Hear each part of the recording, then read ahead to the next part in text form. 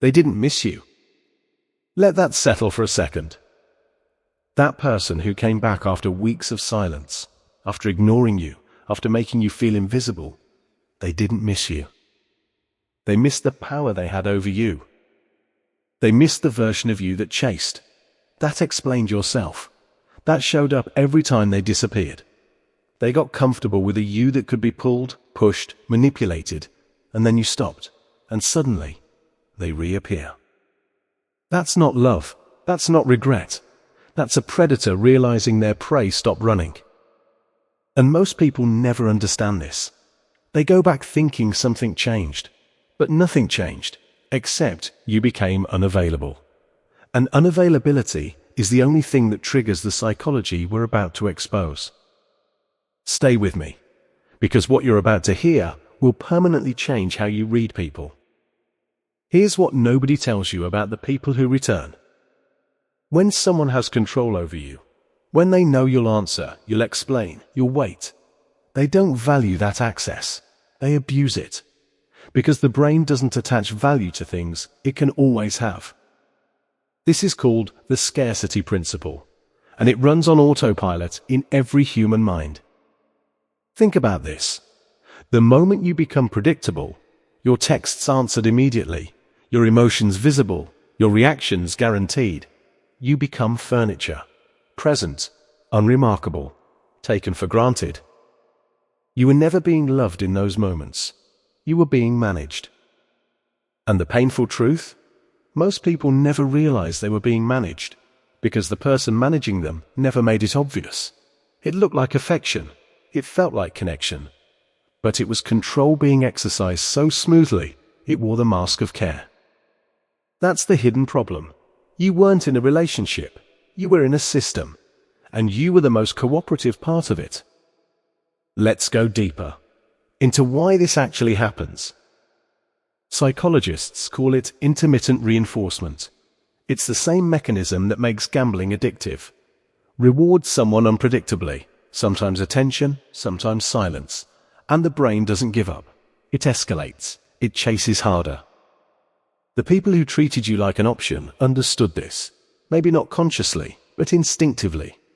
Every time they went cold, you leaned in. Every time they pulled back, you reached forward. And every time you reached, you handed them more control. Now, here's the part that will disturb you. They came back when you detached, not because they grew, but because intermittent reinforcement stopped working. You became the slot machine that suddenly didn't pay out. And the gambler always returns to the machine when the payout stops, to try again. Not out of love, out of compulsion. They came back because your silence broke their system. Because for the first time, you were unpredictable. Because for the first time, you became interesting again. Not to love, to recapture. Now for the uncomfortable part. You were never ignored because you weren't enough. You were ignored because you were too available, too consistent, too easy to pause, and know you'd still be there when they returned. Dark realization. The more you communicated your feelings, the less power you had. Every explanation gave them a map. Every reaction confirmed their control was working. Every time you asked, "Are we okay?" you answered your own question by asking it. People don't respect what's always accessible. The mind is wired to assign value through effort, through scarcity, through mystery. When you removed all three, when you became transparent, reactive, and constantly present, you became disposable. And this isn't your fault. You were doing what you were taught. Communicate, be open, be vulnerable. But there's a difference between vulnerability with someone who's earned it, and vulnerability with someone who uses it as leverage. The dark truth is this. Some people only understand the language of absence, and your presence was so loud they couldn't hear the value in it. So what happens when you finally stop? When you stop explaining yourself, stop chasing, stop reacting, stop being the most available person in the room. The psychology shifts completely. Suddenly, you're no longer a guaranteed resource, and the human brain, especially one wired for control, cannot tolerate uncertainty about something it thought it owned. It initiates a search, a reach, "Hey, I've been thinking about you." That message is not love. It's a system recalibrating. But here's where your awareness becomes your weapon. Now you know what it is. You see it clearly. And you can choose, consciously, whether to re-engage on your terms, or whether to let them search for something that no longer exists in the form they knew. The power shift isn't about revenge. It's about recalibration.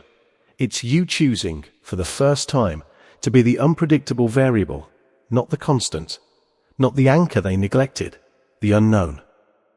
Here's what the most psychologically aware men understand, and almost nobody talks about. Silence isn't avoidance, it's strategy. When you stop performing for people who don't deserve your energy, when you go quiet, go inward, go focused, you don't just remove their control, you rebuild yours. The silent man becomes the interesting man, not because he's playing games, but because he's genuinely indifferent to the approval of people who never gave him theirs. And genuine indifference is the rarest and most magnetic trait a human can possess. This is the silent advantage. The moment you stop needing their response, your presence becomes a question they can't stop asking. Who is he now?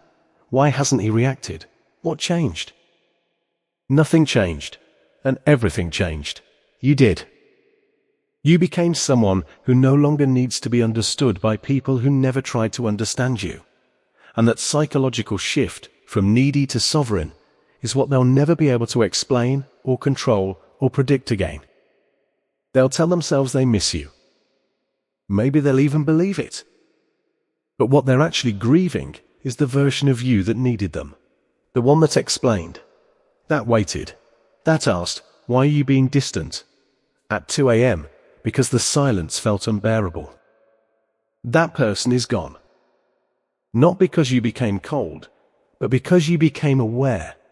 And awareness, once gained, cannot be faked away. You now know what their return means. You know what their silence meant. You know that control, not connection, was always the currency being exchanged. And knowing that changes everything. Because now, when they reach, you don't chase back. You simply remain. Unmoved, unbothered, unreadable. That's not coldness, that's sovereignty.